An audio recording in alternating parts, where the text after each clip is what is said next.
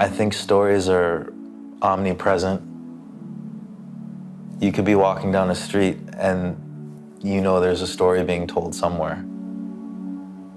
And because stories are across all cultures, across all time, human beings are living, breathing stories of change. My name is Mohsin Mohi Ud Din. I'm 34 years old and I'm the founder and CEO of MeWe International.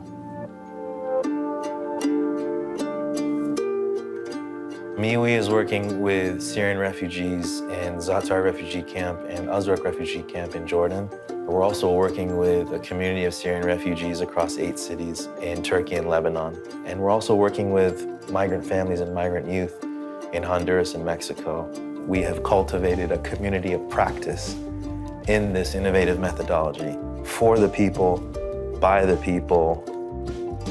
MeWe is co-owned with the brothers and sisters across these 5 countries.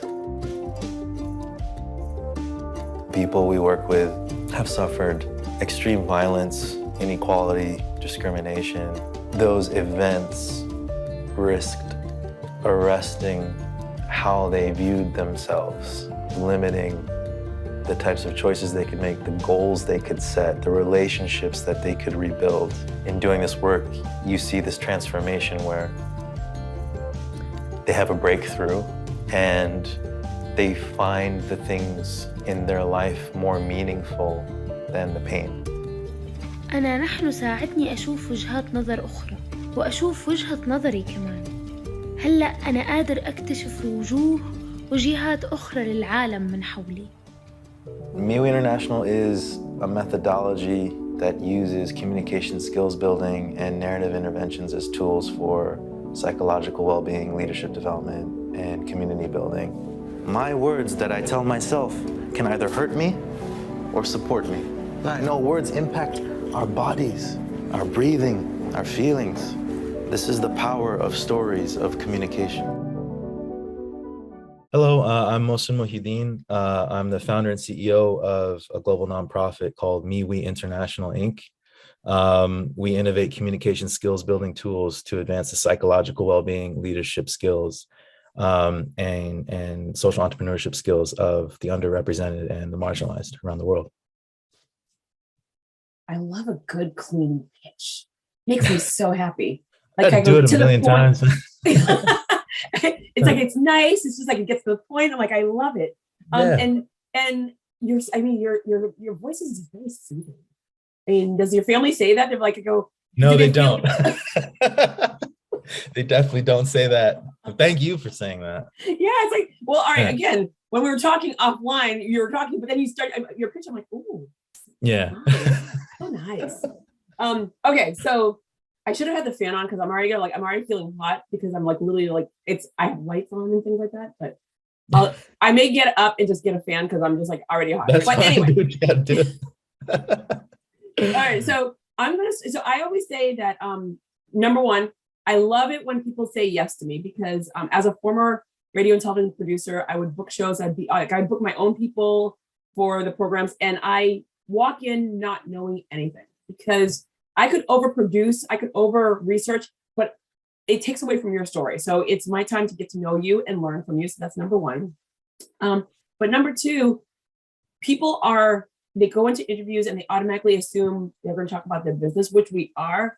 But I always say, like, I go before the business, there's a human being. There are humans behind the business. So, Mohsin, yeah, you're good. Yes. So I always say that we need to get to know who you are first. So I want to hear about little Mohsin from the time that where are you from, how you were raised, your family, etc., all the way to the point where you hit higher education, college or whatever's education that you had. And then I'm going to chime in, but I want people to understand who you are first. Yeah. Okay. Wow. So I'm the first American born in my family. My family comes from a region of the world called Kashmir, which is it's an embattled war zone in between India and Pakistan. But being the son of immigrant parents, we were in America, but they never really left Kashmir. mentally and physically. So at the height of the conflict and the war there, I was being shuttled back and forth between the United States and Kashmir since I was a kid.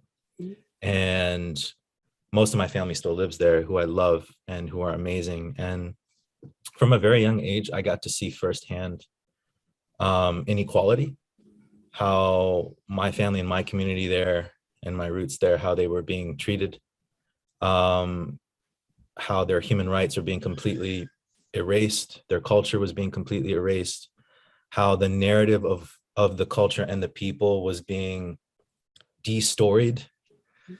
Destroyed by destorying is something that I work on a lot, and I saw that firsthand. The inequality and the violent systems in place that were meant to oppress a people was destroying individuals on a mental and physical level, and then destorying the narrative of their culture and arresting the development of those people. So I saw that firsthand, but I also saw resilience.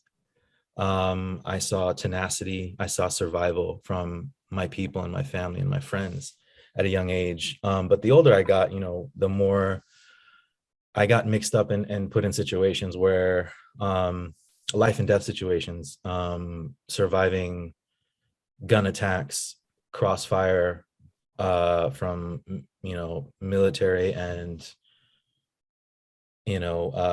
local people that were fighting for independence, but that turned into a violent thing. I survived a bomb attack when I was younger and almost died. And then on top of all of that, I'm a survivor of sexual abuse. So all of these, and then on top of that, I go back to America, which is like Disneyland compared to the rest of the world. And I couldn't talk to anybody about it. And I was kind of forced to normalize pain. And all the while, my brain was being edited and rewritten, the synapses in my brain. My nervous system was being edited and rewritten by the experiences of the world that was forced upon me. And my heartbeat, my sleep, my digestion, how I treated myself, all of these things were being written and edited by the language within me that was being silenced. And all of us go through this, even right now with COVID. We're normalizing the deaths of millions of people from a virus over the last 2 years. Everybody's celebrating Christmas and New Year's, and the ball's still dropping in Times Square. We're forced to normalize, and we live in a culture of normalization of pain. So growing up, with PTSD and suicidal, thoughts and things like that, from the things I survived, this normalization of pain and this silencing, this destorying of my identity and my life and my experiences was killing me. But I found solace in artists and activists. Okay, wait, I'm going to pause you. you. We're going to rewind. You just dumped a lot of stuff on my plate, my friend. Okay, let's start from what age were you when you first came to the States? So I'm the first American born. So I was born. Oh, you're first American. I'm so sorry. Yeah. So you said that. I was born in Maryland. Okay, so I'm my first family generation came in the 70s. Yeah. So I'm first gen 2, and I'm from Haiti. So oh, beautiful. Haiti's not is not the playground. No. It's not Disney World. No. But no. As a male, you see things so much more clearly. Where look, we were raised, it was all girls. My dad and my mother shielded us, and we were in this bubble. We knew of nothing that was happening in Haiti. Wow. Because they put us in a bubble. We were protected against anything that was happening in the United States because we were in a bubble. The bubble was phenomenal that led us to have a wonderful childhood. But because of that, we were naive to so much. Literally so much. The people and the travesties, and we were shielded from all that. You at your age, what was the first age when you went back? Like you were going back and forth, but what was the first age when the first situation started happening to you? Because you were in a bubble here, because I always say that we're in the UN. Outside the doors, you're in America, but the second you walk through the doors, you're in another country. Yeah. And so, or embassy, I should say. So for you, when you first had that, what was the very first situation where you're like, what the hell is happening here? I go, and how old were you? And what happened to the bubble? Did you ever have a bubble? I don't think I ever had a bubble. And I don't think that was by design. I just think my parents were so connected to their Muslim roots and their Kashmiri culture that there was just, and they were so unapologetically themselves in predominantly white, old money neighborhood. And we were the new money coming into Maryland. But I think the first moment I was like, this is, what the hell's happening? My aunt, Aisha, rest her soul, was murdered by the military forces when I was a kid. And we went back. I went back, and her son, who was my best friend, you know, my cousin, he's my blood. And I was with him as he was grieving the loss and the murder of his mother. And I physically saw what happened to him when he was in the middle of helplessness and humiliation, because the men that murdered his mother were walking around with more freedom than him. And the narrative around his mother's death was so convoluted with all these different rumors and things like that, and we know, as you know, the Black and African American community, minority communities in the United States, what that's like, especially in positions of authority who are armed, are oppressing a group of people, and they're in control of the narrative and the others left. So what happens to those communities? There's anger, there's resentment, there's shame, there's guilt, and all those things live inside.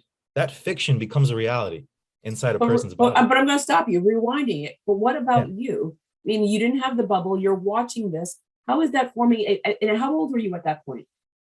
Oh man, I think I was like 10 or 11. So you're 10 years old. I mean, like, so you're you're in States, you have this life here, you go there, now you're witnessing real life. It is absolutely real life, real situations. This is family happening. You're watching your parents and how they're dealing with this, because they're going to have to come back to the States. And they're like, this carries them where it's, am I escaping from what's happening? I go, and I'm leaving my friends, my family and friends for a better way of life, but still I'm leaving. I go, and then people at home are thinking, well, like, you left us. I'm like, what's happening here? So you're in the middle of watching of both of these things at the age of 10 years old. So what was that like for you? And then you kept on going back and forth, and more things kept on happening. So how did that affect you as you were growing up? Well, again, it's a great question. I mean, again, it was absorbing these experiences of the injustice and the inequality in the world around me, but then not having a space to express it or contain it, or to have some cognitive distance to try and understand the different angles around those events, so that I could control my reaction to those events instead of those events controlling me and my nervous system. So I realized how at a young age, particularly when you see your loved ones who don't have any space for free expression and communication, how vital expression and creating things and words and language is to a person's health. Like, I learned this from a very young age. And that's why I had to seek it from other spaces, from the arts, from activists in this country, from films and books and things like that. You know, I'm an artist first, you know what I mean? Then an activist. So then a CEO of a nonprofit, right? Like, that's how I feel about myself. So that was really important. And then the older I got, the worse things became, because, you know, then I survived a suicide attack, right? And that wasn't someone else. That's when you were at home. Well, no, that was when this was like a couple of years later, come back to Kashmir. And then I'm in a car with my mother, and then a separatist person, you know, starts firing, blows himself up, like very close to our car. Our car starts getting shot at because the military forces in Kashmir don't have any accountability, and they can just indiscriminately fire into crowds of people, and they can walk away from it. And then, because my family lives that every day in Kashmir, Kashmiris live this every day. I don't. Right. So we go back home, all the electricity is cut out. There's searchlights. We managed to get back home. Our car's shot up. And then everybody's sitting around laughing, drinking tea about how fun that was. And I'm like, probably 13, 14, maybe. Not fun for me. Just like it was the normalization, you see. It's the normalization. And minority communities and communities that have been through systemic oppression, that's how we stay oppressed, because we normalize these things, and then we feel undeserving of things that we are deserving of, like being able to walk down the street and not get shot at or treated differently from everybody else. And that at a young age, I felt that anger.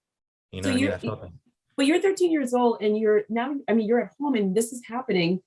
How do you go back home to school? You know, how do you go back to Maryland after, whether it's, I don't know what, a Christmas holiday or whatever holiday. I mean, like you experience this where everyone's like, what did you do during your summer vacation? And they're talking about all these different activities. And you're like, yeah, our car got shot up. Mm-hmm. Do you even, I mean, can you even talk about that to any, I mean, yes, you can't talk about it in school, but is there anyone at all that you had, like a best friend that you could sit there and say, like, this is what I deal with? No. And but that was because that's why I work in communication, right? Mm-hmm. Because most of us don't have that. Yep. Especially if you come from a different culture, different religion, immigrant background, you're in the United States, there's already a stigma around mental health in the 90s. It's not like how it is today. Yeah.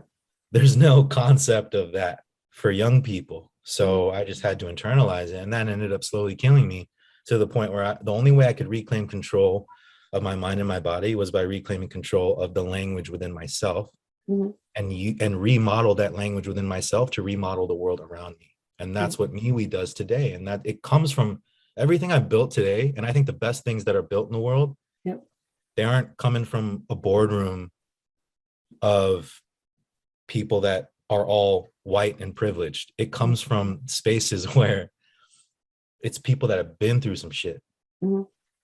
And they're not arresting their development according to the world's failures that were forced upon them. They're trying to transform instead of transmit things, you know. Right. But yeah, Kashmir influenced everything I'm doing today. Everything in my childhood influenced everything I do today. Why did you choose? Okay, so again, I'm going to keep bringing you back to your youth because I wanted to then get clear explanation here. Yeah. So now you're 13 years old, car gets shot up, 13 to 18. What happens then? Because most people, would not go back. Mm-hmm. They would play it safe. Mm-hmm. We weren't allowed to go. We were in Haiti when we were younger. And then the second that Duvalier was ousted, we weren't allowed to go back. I mean, it was bad. So we weren't allowed to go back. And there were a lot of relatives that went back and forth, not a problem. I would tell my parents, they're like, no problem, no problem. My parents were like, no way, no how. And then I actually ended up going with a delegation. And that was the only way that my parents would let me go, because I went with a delegation that was run by my cousin. She was a representative in Massachusetts. And so a state rep. Wow. And so I ended up going, and mind you, I'm a wanderer. So I'm like the 10-year-old, do not put me in the wrong country, because I'm wandering, I'm talking, I'm looking. And I'm literally, I remember a total stranger came up to me and said, you're Raymond and Jacqueline's daughter. And I'm like, am I getting kidnapped today? Because I'm going to be a lot of work. If I'm going to get kidnapped, I'm a lot of work. And they're like, no, you look exactly like them. I'm like, okay, total stranger. Was kind of freaky because, I just look, I look up and I'm like, oh, I'm not near anyone that I know, because I look and view. So for you, you come back after the situation of the car getting shot up, you come home, you assimilate, you regulate yourself, and then you go back countless times after that. But how are you able to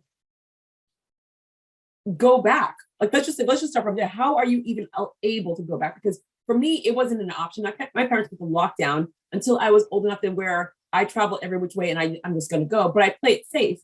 But I wander. But I play it safe. But for you, how are you able to, in your mind, when your parents are like, I go, we're going, and you're like, I'm a teenager and I'm not going nowhere. Absolutely not.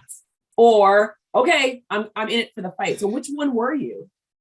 Again, because of the experiences I had at a young age, and some things you don't know where they come from. Yeah. But I've been given a gift to be able to cultivate spaces to bear witness, to help people bear witness to themselves and to bear witness to one another. That's what I do as a communicator and artist. And when I was young, I never, ever, and this is one, I have a lot of self-doubt as a person, right? As we all do. But one of the things I'm not doubtful of is my capacity to put love over fear. And my family's there. And the people I love are there. And I never felt unsafe with my family there. And I still don't. Mm-hmm. It's the environment. So then it's like, am I going to let this shit, these systems keep me from my family? Hell no. I'm not going to do that. And for example, right now, I live in Georgia, in the South, Mm-hmm. and my wife is Caucasian, blonde hair, green eyes. Yeah. And I'm this, and we're raising our kids in the South. Like, and I'm not in Atlanta. I'm outside of Atlanta, right? Yep. And I've been victim to so many like instances of discrimination and racism. And my wife, who lovingly says, let's get out of here. And I'm like, no. Don't run. Exactly. I want them to see us walk down the street and do Yeah. 3 takes, looks backward, and us and our children. I want them to be confused. Or when you're having a conversation with someone and someone says to you, "Oh, you talk so smart." Yeah.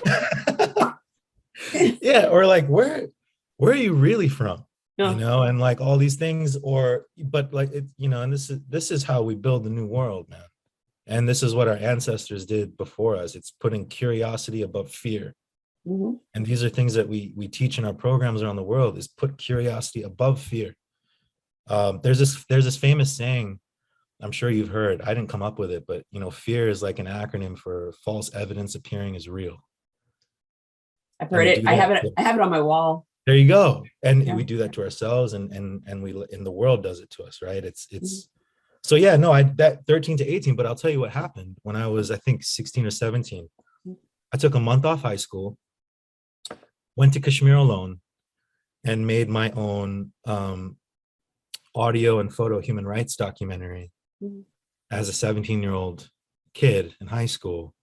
Wait, before you continue, were you in classes to learn this, or did you just pick up a camera and say, No. I'm going to do it myself?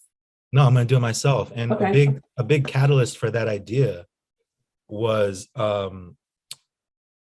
there's only 2 times my immigrant parents ever took me to a movie theater. One was to see Home Alone, the first one. The second was Malcolm X, Spike Lee's Malcolm X. Okay.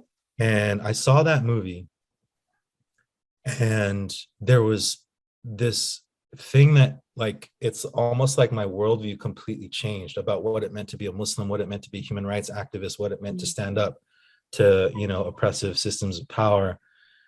And the biggest thing I took away from that was like, man, like, if Malcolm X didn't speak up, if he didn't write his autobiography, if Spike Lee didn't make this movie, if Denzel Washington didn't use his platform to tell Malcolm X's story, no one would know. There's a lot of things that we still don't know. We still don't know. We still don't know. There's a lot of things that I still don't know. And it is one of those things where I went to the African American Museum. And as a Caribbean, I was like, I focus so much on my history, and like I'm trying to learn and really absorb my history that I really don't think I'm like, but someone said, like, you know what, let's just go and experience it, because if you've gone to the Holocaust Museum, you just want to go to this too. Like, Yeah. And I'm like, okay, fine, not a problem. And I know some people will get mad at me, and I'm like, you know what, I'm Haitian. I want to focus on my family and my culture and things like that. So I can't focus on everyone's culture. And just because I'm brown doesn't mean I have to focus on everyone's culture. So I did go. And I found it very interesting on so many different levels. But it got me mad because the diaspora section is so tiny, and it shouldn't be. I was pretty livid on that one. So it's so tiny. But I was like very fascinated about the fact that you could see, I love reading people, I like looking at people, and you could see the emotions of some people where from excitement to anger to confusion. It was just like so amazing that if this museum was not here, people would not absorb like how far you've come and how far we still need to continue to go. Yes. So exactly. And that's so the movies did that for you. Yeah. And art did. And, and Muhammad Ali and his story did. And so I did this, I wanted to bear witness, and I wanted it recorded. I made this photo documentary. I was 17. Okay. I held space I realized as I was talking to my own family members and friends back in Kashmir, I'm alone, and hearing what they've been through and having it recorded, it was therapeutic for them. They were expressing and connecting their mind and their heart with their breath to release these things that were sitting inside of them. And as I was holding space for them and recording it and all this stuff, I started to think, whoa, just this process, not the product, the process of communication, it can be very destructive, but man, can it be healing? And that's where this click happened. And then because, I'm pretty stubborn and pretty tenacious, and when it comes to things I haven't figured that out at all. Thanks for telling me. Well, I came back to the States as a 17-year-old. I called the State Department. I called Amnesty International. No, wait, but when you did that, no, so you're there, you take a year off of school. What did you film? What did you see? What was it that like really made an impact on you while you were there? Well, it was about 5 to 6 weeks that I was off school. My parents definitely would have killed me if I took a year off. But I was in high school, and well, it was that process. It was sitting in rooms with my own blood and my own community, and they don't have. And it's the same in rural Georgia, where I'm working with minority communities in the rural area of the state who have been completely under-resourced and disenfranchised. Yep. There are no spaces for people to bear witness to themselves and to bear witness to one another. Mm-hmm. And you can't have community without communication. Right. I mean, Buddhist Thich Nhat Hanh taught that, you know what I mean? So I saw the power and the transformative power of communication on a physical space. Mm-hmm. Where people walk in with their silent traumas inside of them, but then how transformative it is when they start to put words to their feelings and see the connections across each other's perspectives. And then they end up transforming that space of silent pain to a space of overcoming, to a space of belonging, to a space of meaning making. And that was this huge shift that I saw. Now, for me personally, as a kid, I was very angry. I was upset.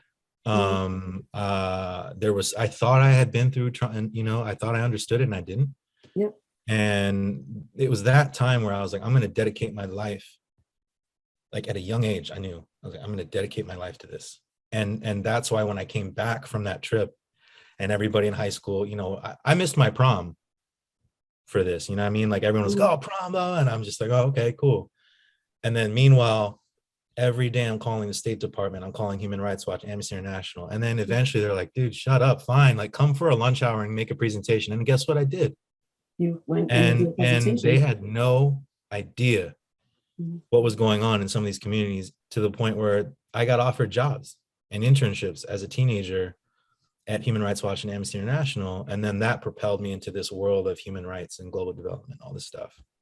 You were angry though. And most kids that are angry cannot translate that anger to a fully formed sentence, let alone a presentation where you're being asked to do jobs. So, and also you go to different countries and people don't talk. So, I mean, I have relatives where there are things about my history I'll never know because they don't talk. So and you're young. They understand that. So you're a young guy that come in and you're filming them. And so I'm on camera. I'm being filmed by this young kid that's Americanized because they still see you as, no matter how many times you come home, you're Americanized. And then all of a sudden you're telling me to talk about my feelings. How did that work out? Yeah, so that's a great question. There's a couple of things there that are interesting. And I'm not saying this works across the board for everybody, but when I'm in Kashmir, they don't see me as, oh, he's Kashmiri. I'm in this middle. You can probably understand, right? I'm in this middle. I know what you're. Yep. You know exactly what I'm talking about. So it's like I'm not entirely Kashmiri and I'm not entirely American. Yep. So I'm in this kind of purgatory zone that, if you use it right, gives you the freedom to hop in and hop out as an outsider and kind of code switch in a way, like for lack of a better term. And 100%, I understand what you're talking about. Yeah. So I would start with my relatives who I know had been through things, but I didn't know the details of it. And then because I was not living there day to day, and because he was, that American cousin who loves us, you know what I mean? And because it was audio recorded and it was portraits I was taking. Okay. There was a level of like, and I'm good at it. Like they're just gifts. Like I didn't know that, right? That was a discovery. It's just like you said in this podcast that we don't know what's going to happen. We just say yes to it. I was 17 and I had this idea to go to Kashmir by myself and make a human rights documentary. I wasn't trained on it, wasn't taking class on it. Everyone was telling me not to do it. I had to sign a waiver from my school being like, if you die, it's not our fault. You know what I mean? And I was 17. You know what I mean? But this wasn't for school credit. This was for you. This was for me, and I used it for like, there was this final, like you could do like a senior project. Okay. Most of them are doing like, I'm gonna pick up trash, in the park or something. Hey, I'm not knocking that. I'm just saying I used that and I kind of made it bigger than what they Mhm. ever anticipated. No one had ever done that in history of that school. Yep. So, but at the same, the other thing too that I need to mention is that I came from a very privileged background, Mhm. and I had education. I was never, I never, if I needed anything, like my parents worked so hard, as all immigrant parents do, but like I was in a situation that was very, I got all the support I needed in terms of resources to do things. And I'm going to stop you there. So I use the word bougie all the time. And yeah, people are like, "Oh." I'm like, why do no, people say bougie is not a bad word? It's not a no, I bad came thing. from super, yeah, no, like, But I go with that. So I mean, my parents came, they didn't have to leave Haiti because Duvalier was still president, and Haiti was the mecca of tourism at the time. Okay. So they didn't have to leave. They left because they wanted more. They wanted a challenge. They wanted an adventure. They wanted the American dream.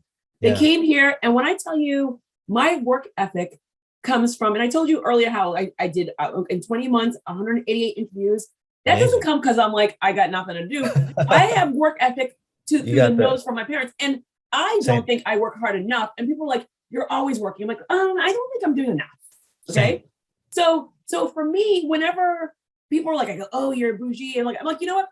My parents provided everything because my dad did work. Like he had his full-time job. And then he's like, I'm going to double down. I'm going to triple down. I'm going to take more stuff. And my mom had a full-time job, and she went to school, became a chef, and she doubled down. So whenever I sit and see someone, I'm like, really? You only have one job? Oh, I don't know about that. I mean, I own 3 companies, and they're like, when do you sleep? I'm like, don't you worry about me, my friend. I sleep plenty. All right. I look refreshed. Okay. So it is one of those moments where saying that, I feel like when you're saying like, oh, I come from privilege, it's not a bad thing. Your parents created a world for you where you're able to help other people. So never take that for granted where bougie, privilege, there are parents. And by the way, you hear about the football players all the time where mom had 8 or 10 kids or whatever and busted their asses, and every one of those 10 kids went to college. Yeah. So I'm tired of people taking these words and making them feel,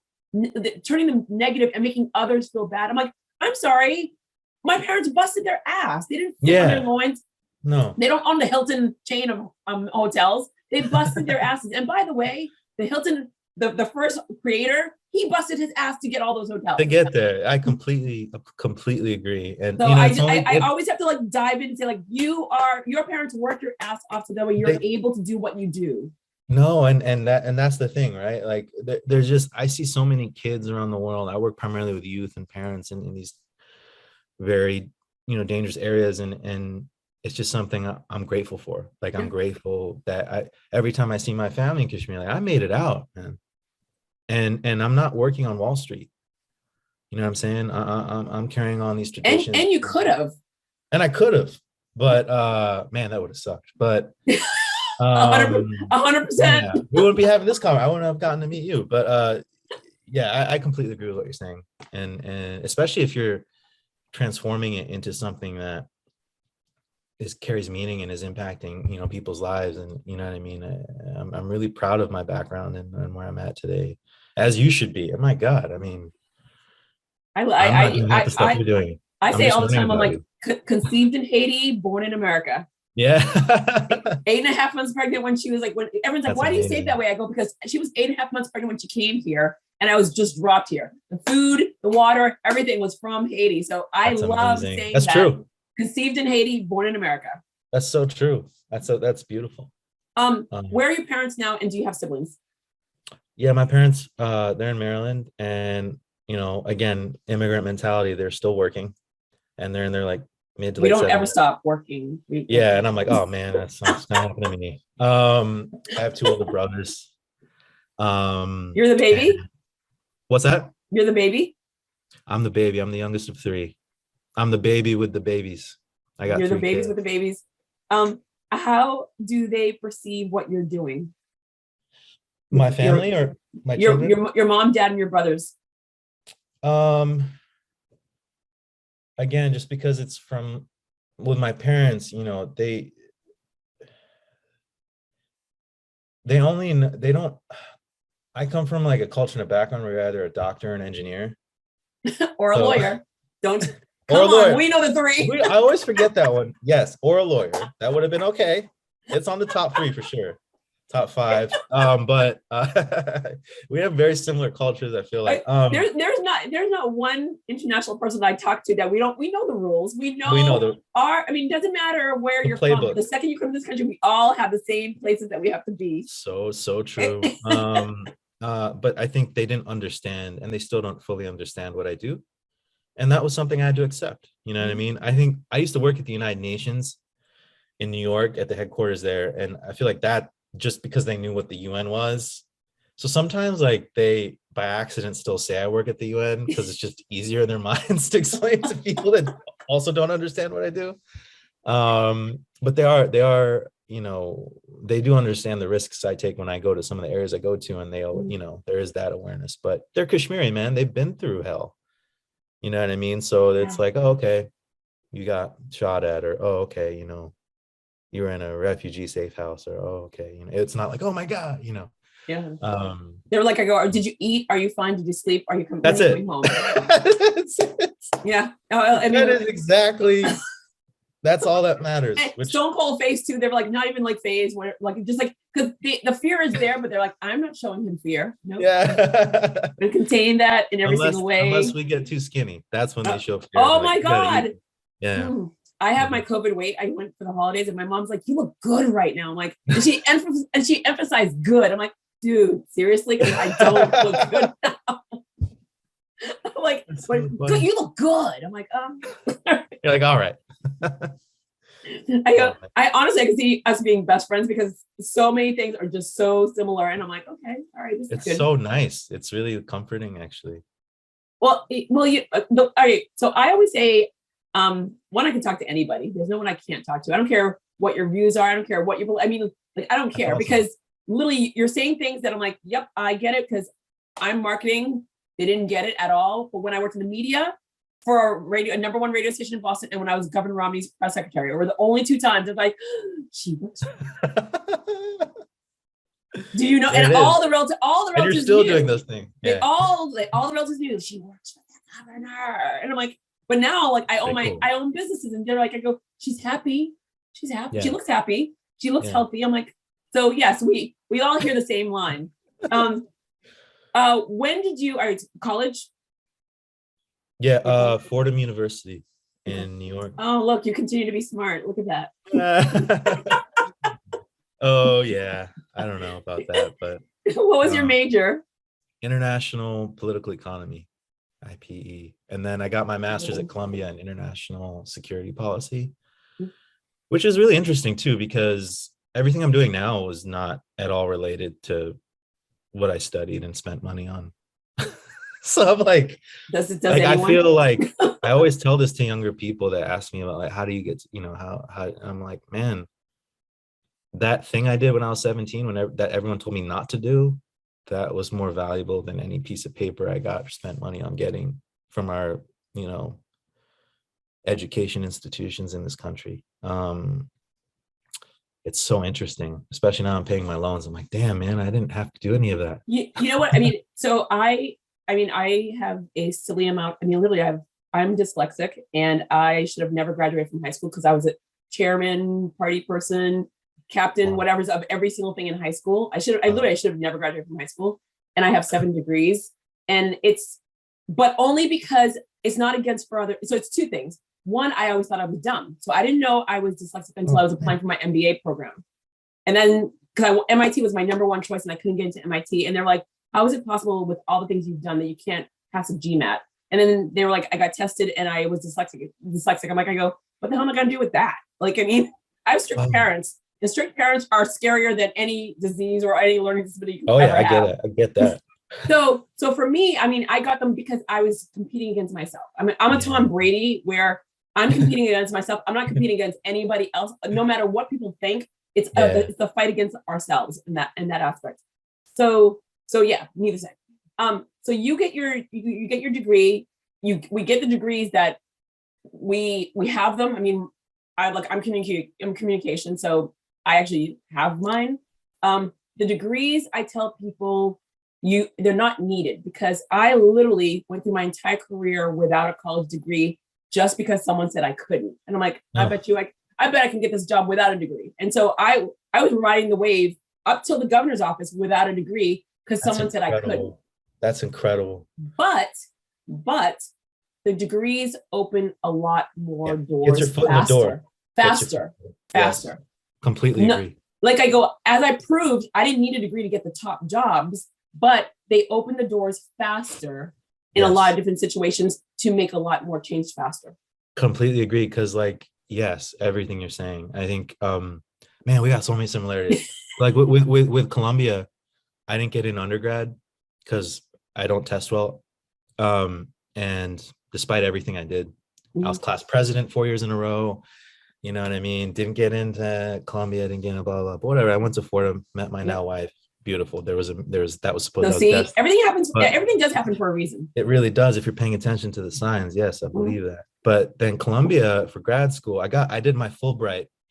I was a Fulbright scholar in Morocco in between undergrad and my grad, and was building on this idea that is now my company, my nonprofit. And then when I came back, I realized, okay, I need to get a master's in some area of this, and Columbia, like I'm going to do that. And everyone said, oh, you got to take the GRE. I don't know how this happened, but it speaks to what you have inside of you, which is like people tell you can't. I met with the dean and then got this GRE waiver and then applied and got in. And I was like, what the hell just happened? Like what? Like I didn't even take a test to get in there. But that's what happened. But I really feel like a lot of the times, and it's okay, it's normal to feel this way, but we feel like the world is trying to swallow us whole. And like there's just minds hiding under the grass, and we walk around undeserving, and we walk around tiptoeing and afraid of our own potential and ambition.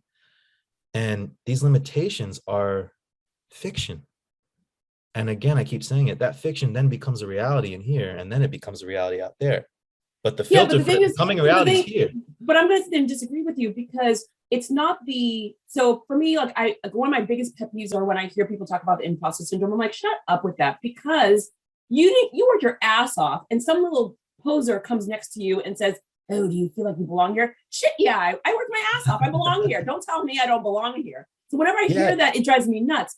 But the thing is, that fight is, like I said, it's very much in us, because your parents were your rah-rahs. My parents were my rah-rahs. But it's these little things that, like, I mean, you don't test well. I have dyslexia. Didn't know. And I'm watching other people, and I'm like, I go, oh, how come they're reading that book faster than I am? Like I go, but then one of my friends like, well, just get an audiobook. I'm like, oh, okay. And I got an audiobook, and I'm like, I read like 50. I left like during the pandemic, 52 books. Every Friday, I ended my day, got an audiobook, went running with it, cooked with it, cleaned my house with it. I go, and I'm like, 52 books. Everyone's like, 52 books, awesome. That's a lot. I go, because you sat down and read it. I didn't. I threw it in my ear. So it's finding ways to manipulate the way of learning and doing things versus just like feel. But it is a fight against, like, at least for me, it's a very much a fight against myself for everything. It totally is for me too. And I agree with what you're saying. I guess what I'm also saying is that from my experience and my lived experience and my background with trauma is that I was walking around the world scared and untrusting of it. And then now when I look back on my journey, there were all of these signs and flares, and there were things working for me that I couldn't see. You know what I mean? There are things working for us sometimes that we don't see and we don't feel until they happen, but they're happening before you get there. It's like they're cooking and you don't know that the oven's on, you know? And like the getting into Columbia grad school, my boss at my first job before I applied, Betsy Apple, who's the director of the Crimes Against Humanity program at Human Rights First, she's the one that connected me to the dean at Columbia. So had I not, and by the way, let me also say this, I wouldn't have had that first job out of grad school if I had gotten the Fulbright right out the gate. I applied to the Fulbright 3 times. I got rejected twice. So if I had gotten the Fulbright the first 2 times, I wouldn't have had that first job in the human rights world. Wouldn't have got connected to Columbia. Wouldn't have gotten my job at the UN because of my degree at Columbia. Wouldn't have met the UN youth envoy, who then connected me to the refugee camps around Syria, where I started piloting my program that is today my company. And then I'll go even further back for you because you like to talk about my childhood. My company is called MeWe International. Yep. The first time that ever pierced my mind was high school. And I was in the cafeteria, and my English teacher and mentor got up randomly and would read poems because it was a bougie, predominantly white school. And he was an artist. And he's like, I'm going to F up your routines and just make you guys feel weird because you guys are way too comfortable eating, you know, your gourmet lunch or whatever. And he stood up on the table and yelled, me, we. And then he sat back down. And I was like, oh my God, like, what was that? And then I go up to him and he's like, that was a poem by Muhammad Ali.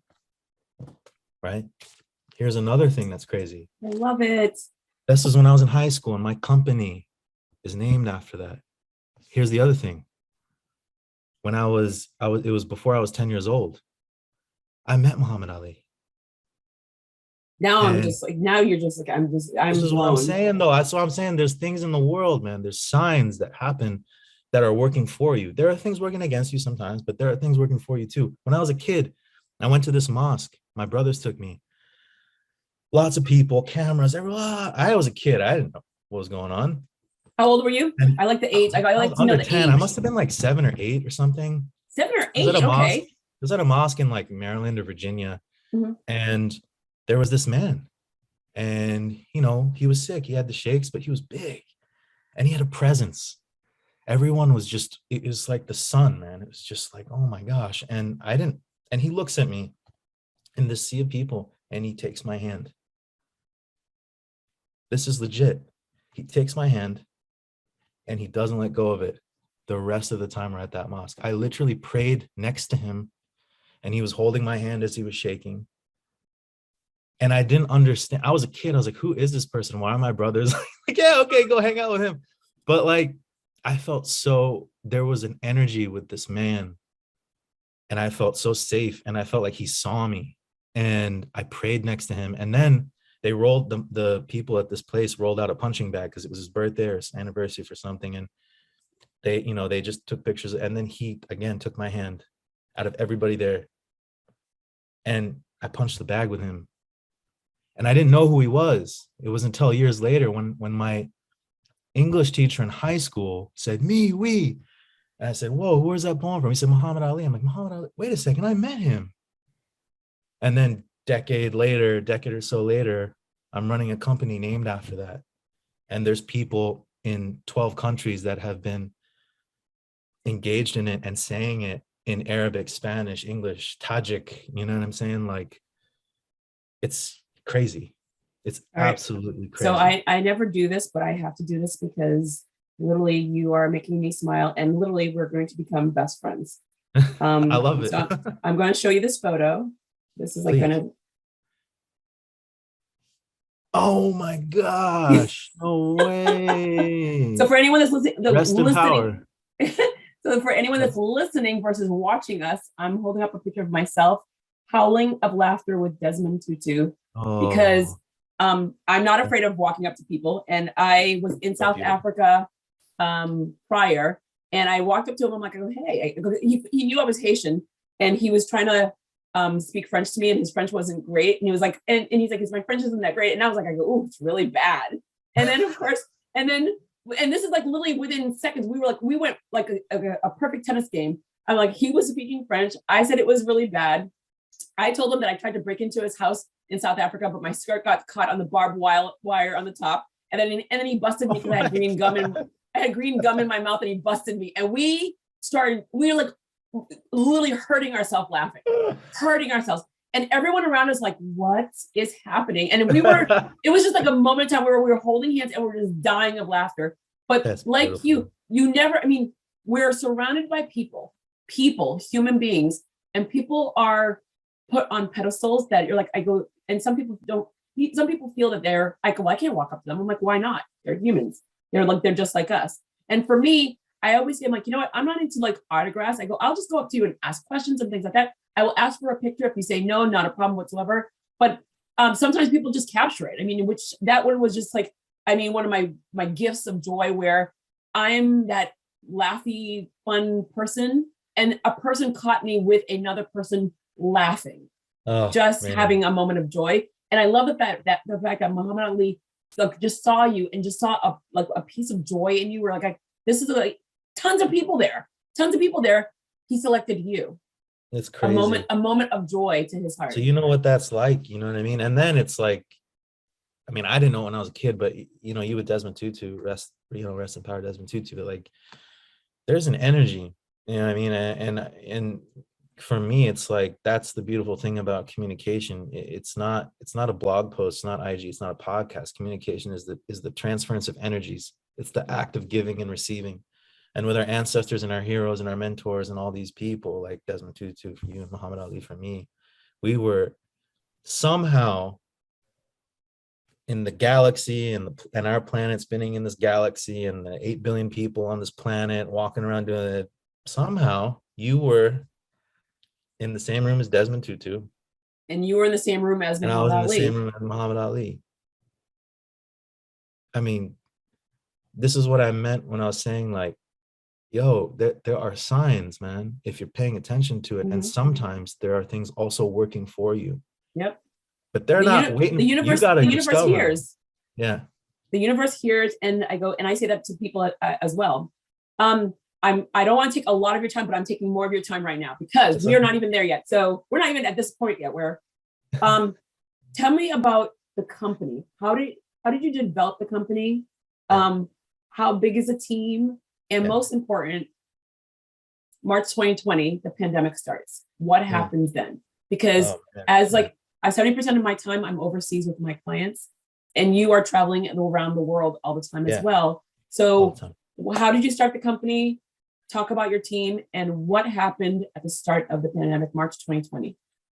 Yeah, well, so just in terms of the company start, my company started as a project. And before it was a project, it was an exercise in survival for me and myself. And then once I got the Fulbright scholarship from the State Department, I was in Morocco, I was trying to transfer that to communities, to migrant youth, at-risk youth that were in gangs, youth that were addicted to drugs, heroin and things. And it started helping them. So after that, I was like, okay, this is interesting. And then it started formulating into a project. And then it went from a project to a program.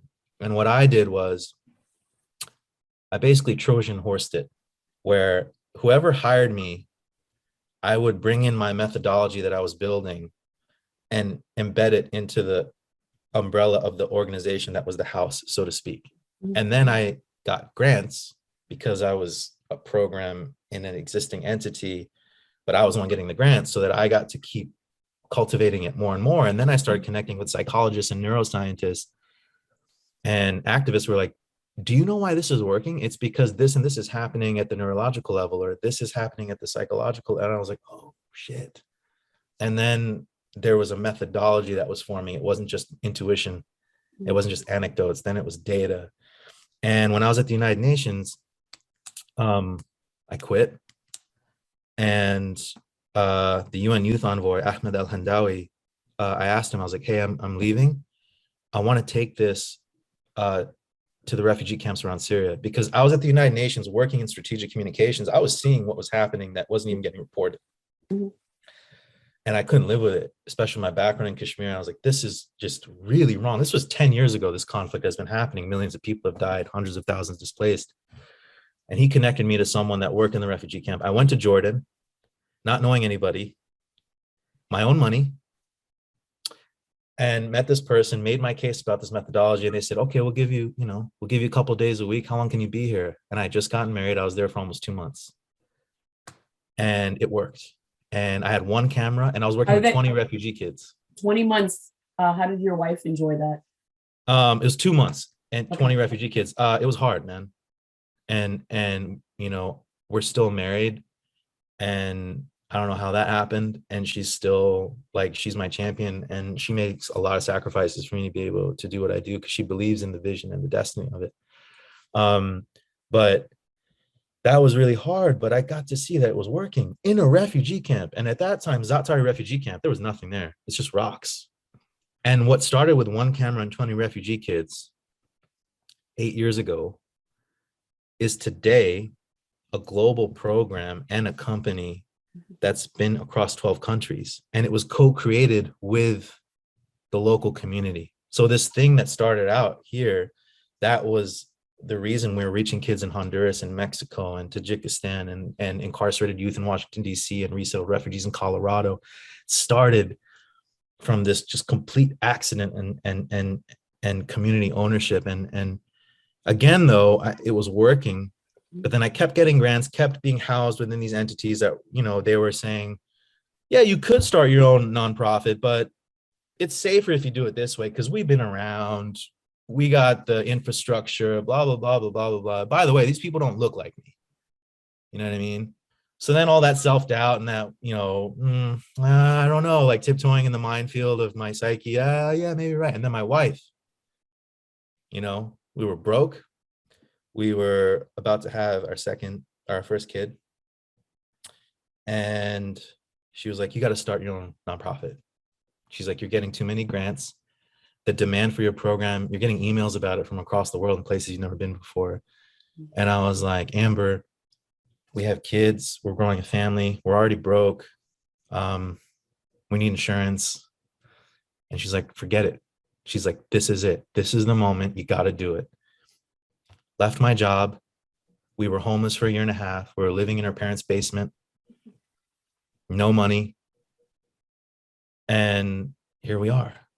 And 8,000 people later, 15 countries later, like we're an established 501c3, like helping people around the world. And then to answer your last question about March, it was devastating. It was devastating. And a lot of nonprofits were dying because the funding was going down. And our communities, more importantly, the brothers and sisters that we serve around Syria and Mexico, Honduras, and in the United States, they were suffering. And I had to make a decision, you know, do we keep going or do we stop? And everyone was saying, probably not going to make it. But instead of reacting, I told my team to pause. And we spent 2-3 months listening to our communities that were wrestling with COVID. And we realized that these communities and a lot of minority communities, before COVID ever happened, their communication was restricted. They couldn't travel. They were dealing with poverty, job insecurity, mental health issues. Before the pandemic happened, these testaments to humanity were already navigating the things that COVID forced on a lot of us. So then I realized, this is the moment where we should be listening to them and they tell us what to do with our program. So we shut up and listened, and they told us how to navigate and virtualize our program, digitize our program. We didn't come up with that. And then we kept going. And then we realized, wow, it's not just war and climate change and systemic inequality that's weaponizing communications. COVID is weaponizing communications and increasing mental illness, increasing violence, increasing polarization. This is the moment where we're needed more than ever right now. So we doubled down. And thanks to, you know, generous donors and supporters, like we kept going, still going. And we've reached more people during COVID than we did in previous years because we're able to do things across borders digitally that we weren't doing before. My team also grew. You know, we're a core team of 4 full-time. But the way that I run my program, Jodi, is the communities lead our program. We're not, I made a decision when I started thinking about the culture of my organization. I don't want to be another bloated NGO. We're going to keep our overhead low. And when we go into a community, we're going to plant seeds for the community to entrepreneur and localize the methodology themselves and fund them to do it peer-to-peer. So we have a training of trainers network of over 100 people across 5 countries who are on our payroll part-time. So it's a Syrian refugee mother who's leading and facilitating the program to other Syrian women. It's a Honduran youth activist who's leading and entrepreneuring his own version of MIWI to other youth in his neighborhood that's affected by climate change and gang violence. So it's for the people, it's by the people, it's people led, which is what I'm really proud of. What did it do for you? Think of earlier you talked about PTSD. I have a relative that was married to an individual that was in Haiti during the earthquake. And then the pandemic just spiraled. It just made it worse. Mhm. So what did this situation do for you? You have how many children now? 3. You have 3 kids. Oh my Yeah. Lord, you're a baby. You have 3 kids. Oh, geez Louise. Yeah. You have 3 kids. You have a wife. You have a team. You have a business. Yeah. There's you. We're in a Mhm. pandemic where the world, the first time in 100 years, the world is being affected. What did it do for you? And how were you able to take care of you, mind, body, and soul, and take care of everyone else around you? Mm. I mean, the honest answer is I wasn't taking care of myself. And COVID disrupted a lot of plans I had in place to take care of myself and to slow down. Also, in all honesty, you know, my relationship with my wife almost completely fell apart Mhm. because she was holding down our family during a global pandemic. And I was trying to, you know, save the world from, you know, at that time we were in a tiny house and I was working off of a bed, like trying to scramble and figure out funding. How do we transfer money here? Oh, there's a lockdown that now we can't travel there. Oh no, there's another lockdown here. We have to blah, blah, blah. So like all these things happened. So it was it was devastating. And my mental illnesses that I've overcome, they came back with a vengeance. PTSD, suicidal thoughts, self-doubt, negative self-talk, just constant fear. But you know, again, there were things working for me that I didn't see at the time. And the people, man, like my wife didn't give up on me. Mhm. My children didn't give up on me. And then I had people around me like this, you know, one of my friends, and he's like a collaborator and he's helped fund our work. His name is Saul Guy. And man, I was literally driving a Lyft. Like I was driving a taxi Mhm. in between international missions because Gotta things pay are the getting, bills. you got to pay the bills, you know what I mean? But then all of a sudden overnight I get an email from a donor like, oh, here's $100,000. It's like, what? You know what I mean? I don't know, there's this thing about holding on, and there's this thing about approaching things from a lens of abundance instead of scarcity. Mhm. Not diminishing the scarcity, that's true, but if that's the only lens you're looking things through, man, then you're setting yourself up to fail. I Um, always say to people, you think small, you get small. You think big, you get big. Let's try to think bigger. so because true. because it is true. I mean, like I say this so often. We talked about look for the signs. I'm a big fan of that, especially since my dad and my grandmother died. They give me signs all the time, but Mm. more so, if you don't let the universe know, the universe can't help you. Yeah, man. Keeping in your head is not going to be great. You have to put it out there, and things start to come in. And yeah, it is one of those like, holy crap, how did that happen? Kind of a moment. But when it happens, just embrace it, take it. Take it. And you know, I also happen to be lucky enough to work with a team of, you know, psychologists and neuroscientists and friends and activists and artists who they held me up. And traveling less was kind of I don't know how you dealt with this, Jody, but for me it was like a forced, like, okay, that forces you physically to slow down, but then you're like, you know what, hold on, like, because you're operating. I would sleep with my passport underneath my pillow Yeah. and say, we're going to be together. No, you know what? In January, right here, man. January 2020, I was in Morocco. And in March 2020, I was on stage as the pandemic was happening. And I got home 1 week. Like, I mean, like, it wasn't even 1 week. It was less than that. It was like literally 4 days before we were in total lockdown. So I got back from Mexico just in time. So that you got back from Mexico before March? Yeah, literally. It was March. I flew in March 17. I was in Guadalajara. That's where I was. Really? Wait, yeah, where were you? Back. I was in Teotihuacan doing a program. I was in Guadalajara. So like same. Dude, not lying to you. We're going to be best friends. I know, dude. Holy crap. Crazy. This is crazy. That's crazy. But yeah, when I got back, I mean, so that year didn't bother me. And they didn't tell you couldn't leave your house. So I was like all over it. My car got so much mileage. I just got in my car. I'm like, I'm just going to drive. Yeah. Like, I mean, my mom's like, where are you going to go? I go, west. She's like, west where? I go, I don't know, west.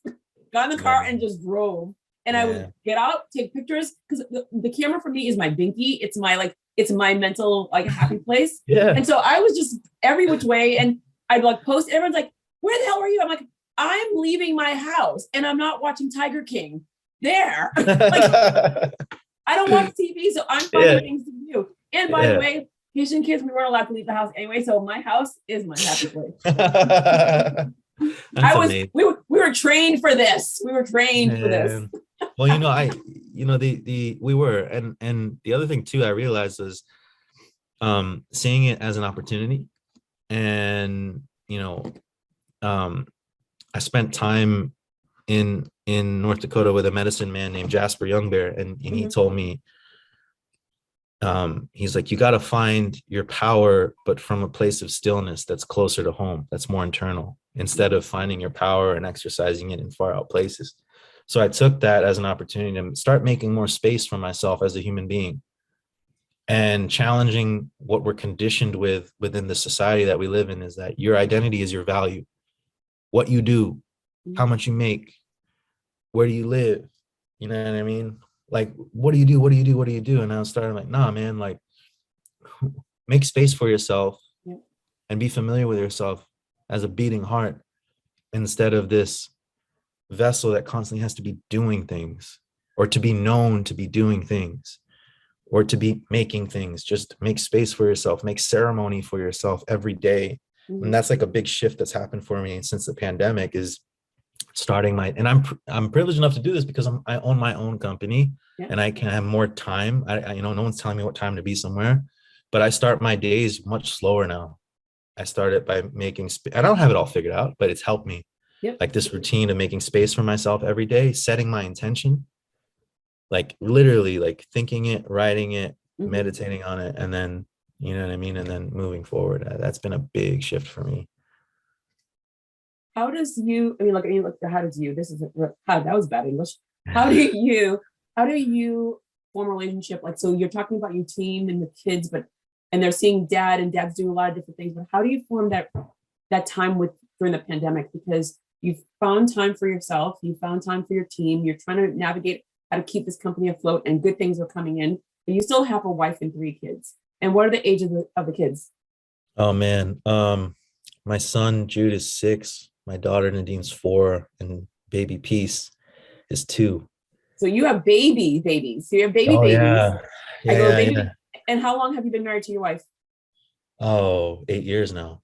Okay. So you have a lot going on. It's the pandemic. You're having a tough time. You find a way out of it. You guys survived it. I mean, we're still in the pandemic, but we're going into year 3 of a pandemic. What advice would you give to anyone? Because there are so many people that are leaving their jobs to start something. There are so many people that are in this job. There's so many people that are creating things, and family members don't understand. What best advice would you give to anyone that's in that melee of, I'm a business owner, but there's a whole family they're not entrepreneurs, but I want to make sure I'm solving this pain point.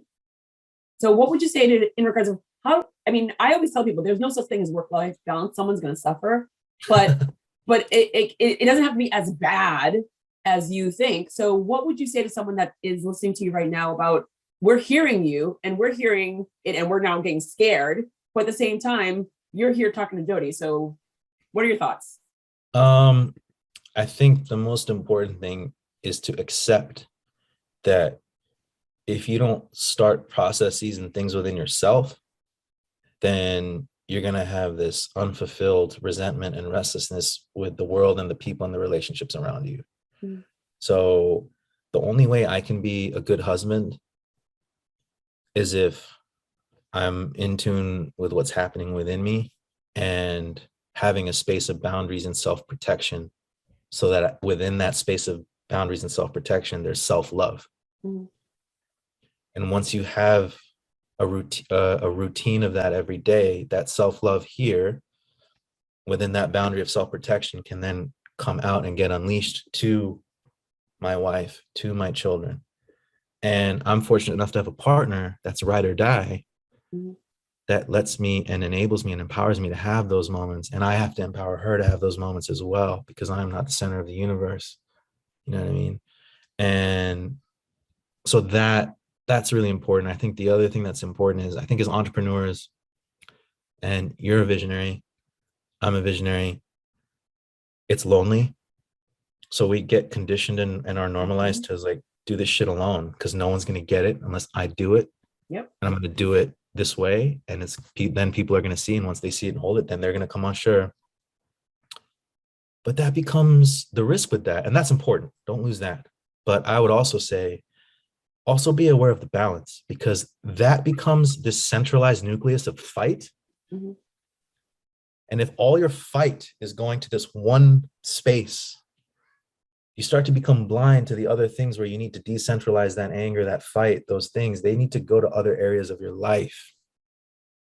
Are you fighting for your marriage? Are you fighting for your kids' happiness? Mm-hmm. Are you fighting for yourself outside of the thing that you do? So self-protection, self-love is really important, and having a ceremony every day for that. And it's got to start here. It's got to start with you. Don't blame everybody else, man. They're not going to get what you're going through. Accept that. You have to get what you're going through. And you have to love yourself despite all those things. But then also decentralize that fight, especially as social entrepreneurs, man. We're fighting for this like one thing all the time. Every day we're thinking about it. But if that's where all your energy is going and all that fight, then it's going to become a place of anger. And the only way to have this place remain a space of healthy fighting is if it starts to get decentralized and put into different things, working out, taking walks, being in nature, being more present with your kids, being there for your wife or whoever it is, or husband or whatever. I think that's really important. And it is possible to do it. I grew up not seeing any examples of that. Most people in my field end up in divorce, or they're alone and they're like 60 plus years old and they're burnt out, or they kill themselves, or they become alcoholics. In my field, especially right now. So it's also like, don't use that as that exists, but that doesn't have to be your way. Make it. You're the visionary. Envision it, manifest it, make it. Everyone thinks they know what they're doing. No one knows what they're doing, man. You got to make your own book. You got to make it. And that's what I'm fighting for every day. I don't have it all figured out, but I'm damn sure is making the effort, man. And I think that's the biggest thing, making the effort. But you just like spun the question very well, where in regards to what happens to your industry now. I mean, so we're in this pandemic. You're saying you just like literally just said a list of things that potentially happen to individuals that are in this industry. People are burnt out. You see hospitals are short.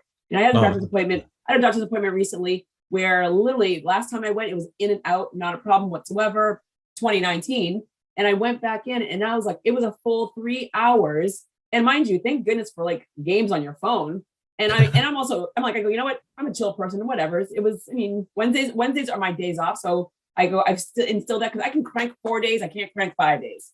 And so I was just sitting there chilling, but I was watching and just looking at all these situations, and I'm watching people getting mad, but I'm like, their staff, people are quitting. Because I asked them, I could go, how many people have you had leave? And they looked at me, I'm like, I'm a marketing person. I'm a former media person. It never turns off for me, but people are leaving the medical industry overall in all departments. So what happens to your industry now? Because you guys are taking care of individuals, humans, heart, body, and soul.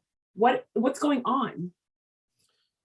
I mean, right now there's a scramble. And now a message from our sponsor. Since 2017, the Foundation for Business Equity has existed to support Black and Latinx-led companies in reaching their full potential by providing access to critical growth tools that include expanded networks, capital, and markets. To learn more about the Foundation for Business Equity, FBE, visit fbequity.org. And now, back to our guest. The funding for community development, for mental health, especially, I'm talking about not in societies like the United States, which is true too, especially if you're in a minority community or rural community, you're not getting shit. But globally, these programs are getting cut. Funding for development programs, for social support, community building programs is getting cut. So what ends up happening with institutions and organizations is they start going to survival mode. And then the intention of what they're doing gets completely lost. And then their staff get overworked. And then with the intention getting lost, with jobs getting cut, with, you know, the insecurity of where am I working, what's going on, all those things, they go into survival mode. And then if your intention and culture is eroded, then everything is going to implode. So burnout before the pandemic was already this real threat to people like me and in my field, and in a lot of fields too. Social entrepreneurs, man. I mean, burnout's a real thing, but it's so much worse now. And on top of that, donors, the way they treat organizations that are on the front lines, it's very transactional. It's lacking any compassion or empathy or understanding for what we're going through. Organizations that are on the front lines are treating their staff like they're just replaceable, or if they're not grateful for even having a job right now, you know, then we'll let them go. It's really the culture and intention of this field of work is being completely threatened right now, in my opinion. And that's very, very, very dangerous. And it carries mental health implications, It carries implications for so many things in society, you know, so it's a rough time. In true reality, it's not all of them. So what's the percentage, do you think, that are going through this? Because I mean, I've seen, I donate, I volunteer. I volunteer at bereavement camp every single year. And it's like by far one of my favorite things, because it's a bereavement camp for kids. Wow. And they're struggling. They're struggling a lot. Yeah. And so what is the percentage, do you believe? Because obviously, like, my mother does this thing where, like, all people, I'm like, well, that's not all moms. I'm not saying all. So what do you think is the percentage that are in the United States, in your opinion, and as well, what's the percentage globally that are really hurting? Yeah, like people in my field, you mean like practitioners? Mm-hmm. Oh man, that's so hard to say. Here's the thing to also just like appreciate too, is these are unseen. These are unseen civil wars happening within people. Mm-hmm.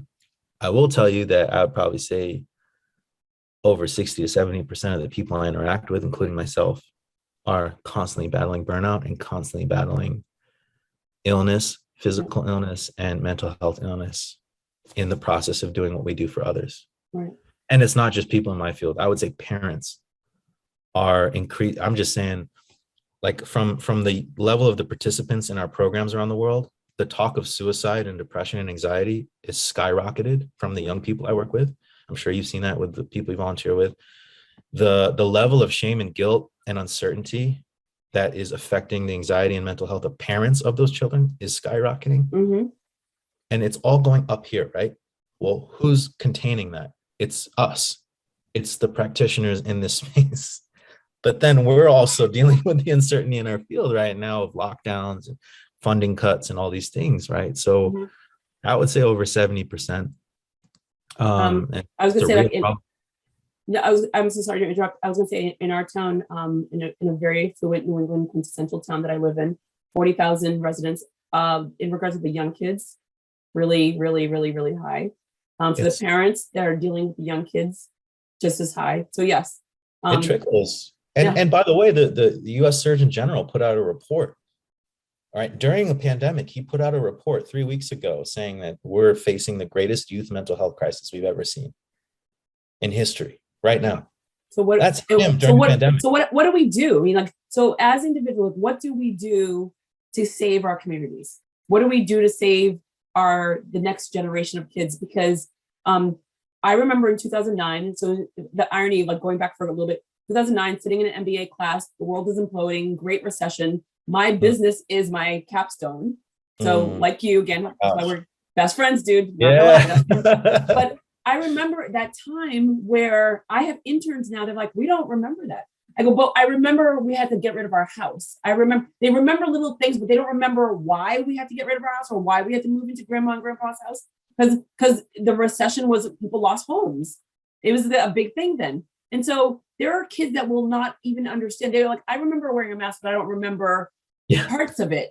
So It's going to be very interesting in regards of the young kids, the kids that missed out on the high school days, the college experiences, It's Yeah. going to hurt that generation, but that's the generation that's supposed to support us.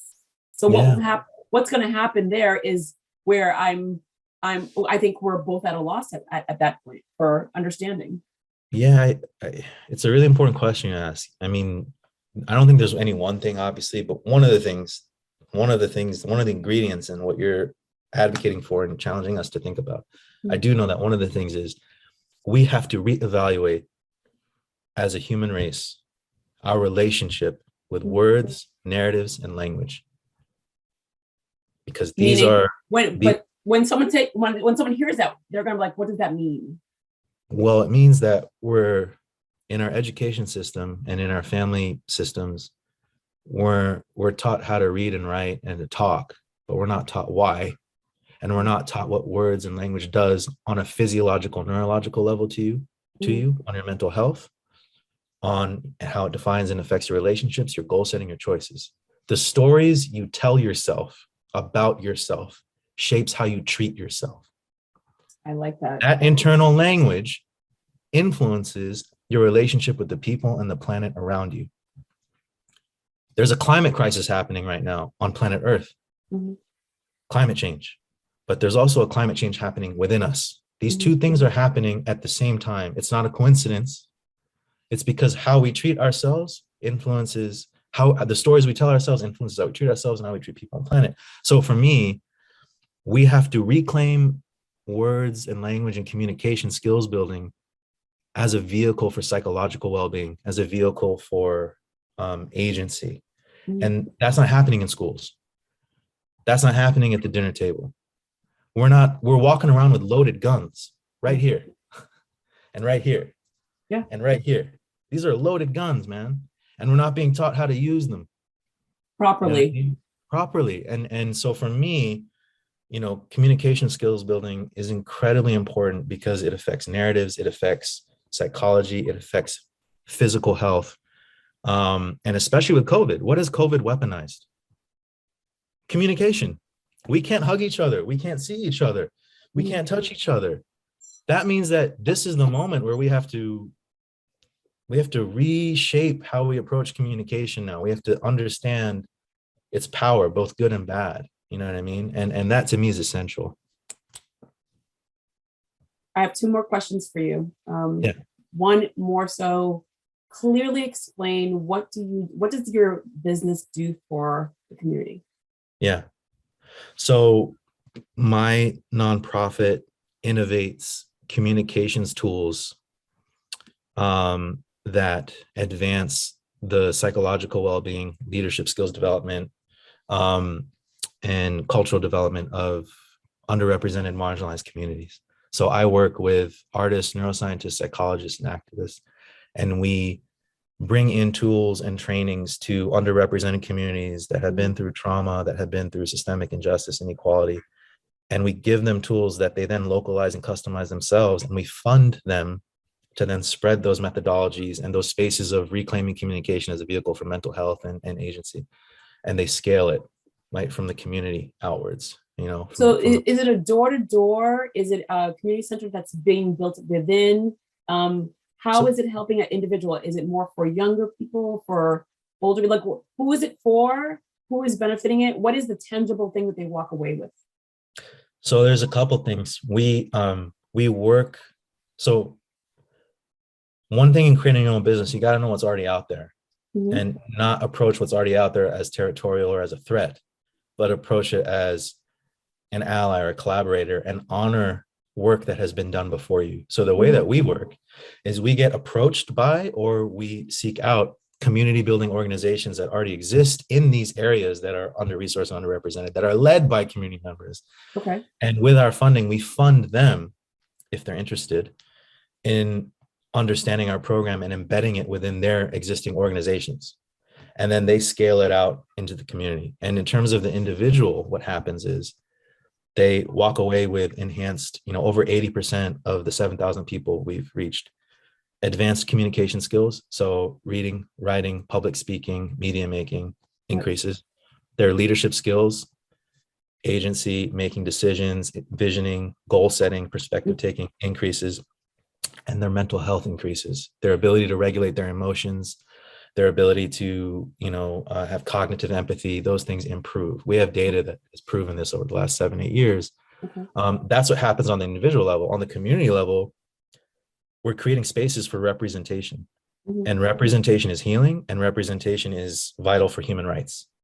So we're building new networks of new leaders who don't look like your typical leaders and aren't from the backgrounds of your typical leaders. And they're exercising those communication skills we're giving them to remodel the world around them. That's the overall goal. Our goal is culture change, is culture tipping. But culture tipping as defined by the underrepresented, by the marginalized, right? But what they need to even get there is the skills for internal communication that then gets translated to external communication that then gets translated to leadership development and then culture change. Nice. Perfect explanation. I love it. All right, we are now to the last question. All right.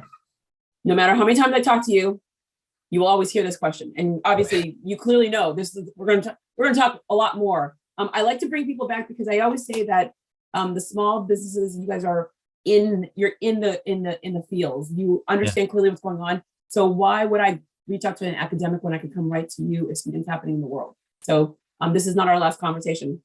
Yeah. So I ask everyone, if you had a personal ask and a professional ask, of anyone that's listening to you right now, what would be your personal ask and what would be your professional ask? 2 answers. They cannot be the same.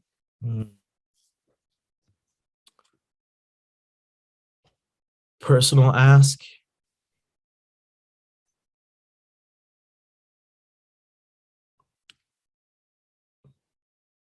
That's a tough one, man. That's a really tough one. I would say personal ask, just more to have more awareness and connectedness to what I'm doing and what I'm going through every day to be able to do what I do. We never know what someone's going through.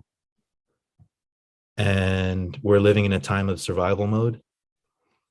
And how we're treating each other is, when you're in survival mode for yourself, it's easy to lose perspective of other people are in survival mode too.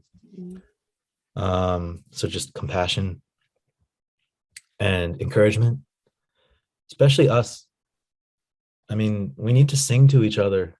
You're like a social entrepreneur. You're doing a million things. You have 7 degrees, you're running companies. Get your flowers, man. Like you need to get, and I need mine too. It's lonely. And especially right now, the fight is intense, but it's lonely. So I think compassion and also just encouragement. Like say it.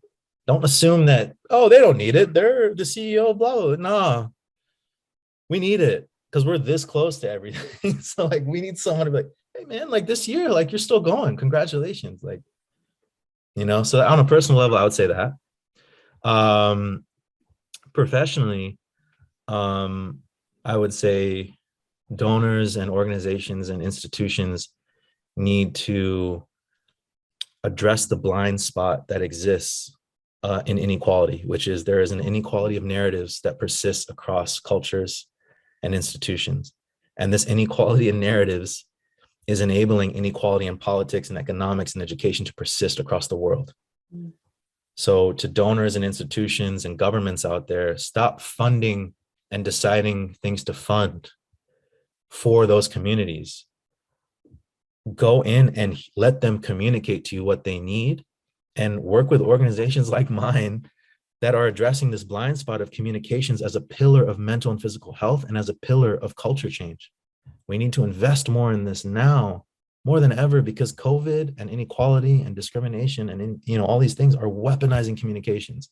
And communication is the only thing that enabled our species to exist and to transform the environment around us.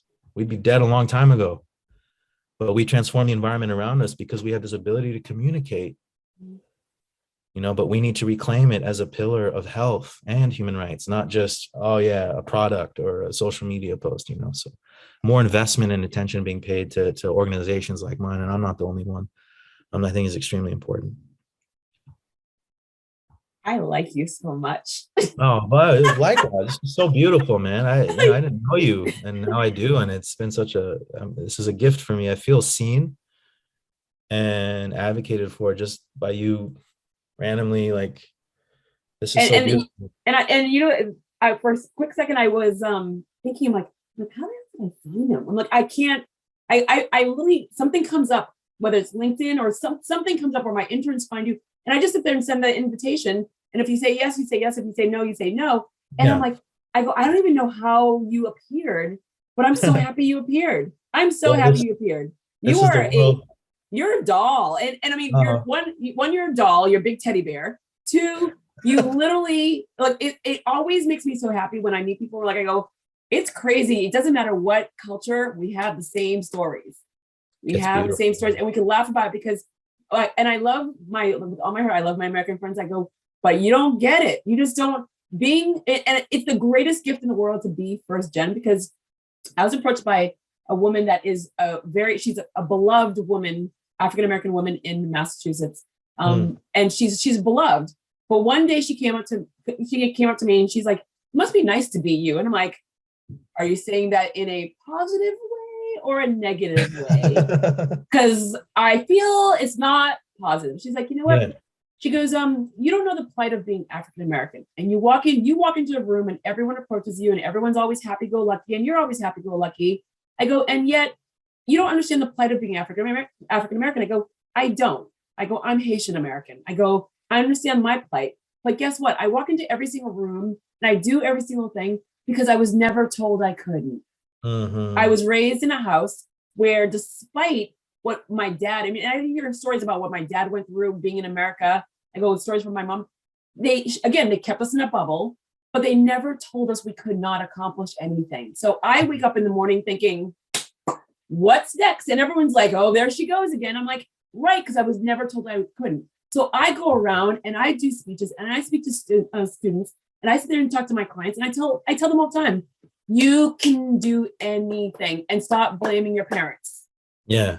Stop blaming you're too old to stop blaming your parents. There it is. Get off your ass and do it, because you can accomplish anything. Because even if you had the worst situation in the world, I mean, there's so many people with great stories that you see on TV, but guess what? There's so many people with great stories that you'll never know their stories because they found one person that says you can.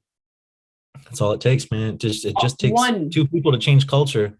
And they just meet each other, and then culture can change. That's all you need. And for the individuals that are always the Debbie Downers, I'm like, I get it. You're a Debbie Downer, but you know what? You can't be in my world.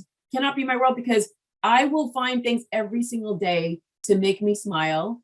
I go, I will find things every single day to create change. I go, my home is like a brain dump. Like, literally, it's a brain dump of, I have a wall of just canvases. And like, I go to Michael's and I get all empty canvases at the beginning of the year. And when I feel inspired, I paint. And at the end of the year, it's all painted stuff to my art. I have another wall of just like index cards of all the tasks that I have to do. It's just like it's a brain dump of just activity that I love, because we live one life, whether it's when you're, whether you die at 25 or whether you die at 120, it's a short time. So while you're here, let's make magic and meet amazing people like you. Oh man, I love that. I love that. And there's a quote I just heard on a movie the other night. I forget which movie, but it's like, we're here to live, not to exist. Existence is like, you just want to prolong your life just because that's what you think you should do, live as long as possible. But you got to live. We're here to live. That's what you're talking about. I love that. It just gave me the warm and fuzzies. It does. Yeah, man. Mohsin, thank you so very much for saying yes. Like, this was just like, I mean, what a perfect way. And I never see the dates, but this is the last day of the 2021 year. You're my last interview for my 2021 year. And I have to say, and mind you, you're not going to be played until January, but I love that I'm ending my year with you. This is like so wonderful. Thank you. Likewise, thank man. you. When we say yes, some beautiful things can happen. And I know this won't be the last time we talk. And thank you for your time. And I feel seen and understood. And this was a beautiful way to start my day. So thank you. And you're awesome at what you do, by the way. I know you do a million things, but you're really good at this. No, you know what? I love talking. See, when my parents were like, my dad would always, you can't make money from talking. You talk too much. Because all my report cards, I literally. Yes, you can. My report cards would be like, good grades, A's, B's, like, C's, F for conduct. Miss Charles needs to learn how to control her mouth. And my dad's like, he goes, and he would like really constantly be on me. I'm like, I go, and then when I got the job in the media, and then now I'm like, I go, not gonna say anything. That's awesome. That's awesome. Well, hey, if you're not pissing someone off, as they say, then you're doing something wrong. So you were doing the right things. I poke the bear. I poke the bear often. That's why we're here, man. That's why we're here. Whether you're here with me or somewhere, we poke the bear. And you asked me, how did I handle not traveling? I got to be around the world talking to people. This is amazing. This for me was the best therapy, where if it wasn't my camera, it was, I got to meet random people that said yes to me, and I laughed out loud. Like in my cute little box I laughed out loud, and it was just, it's been amazing. I've met some amazing people that there's no way in hell I would have met. I would have never met you. Never. It's beautiful what you created, and it started here, and now it's here. Yeah.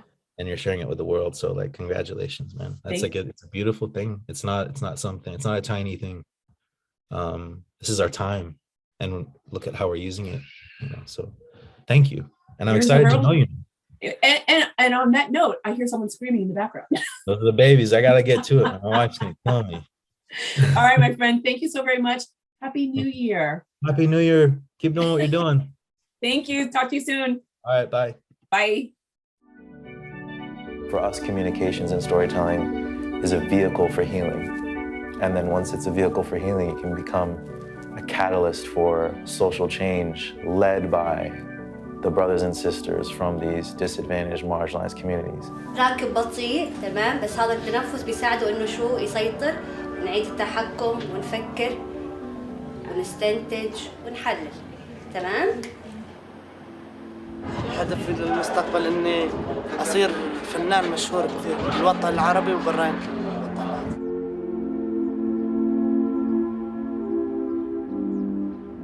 Miwi me ayudó a pensar en mi futuro y ahora yo sé que es mi futuro y tengo esperanza. Me da ganas de hacer muchas cosas. We tell them that even though the world is failing you, you will not fail this world.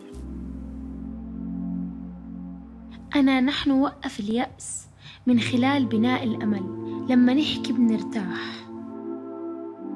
I think Miwi is setting the foundation to eradicate the inequality of narratives that exists in the world. And it's this inequality of narratives that feeds into policy, it feeds into education systems, it feeds into culture, and it threatens the collective humanity to which we all equally belong. And as long as we're not exercising this human right to communicate, and as long as communities remain disconnected to their human right to communicate, nothing's gonna get better. So that's just what I've dedicated my life to, and it's my life's purpose, is to see this thing through.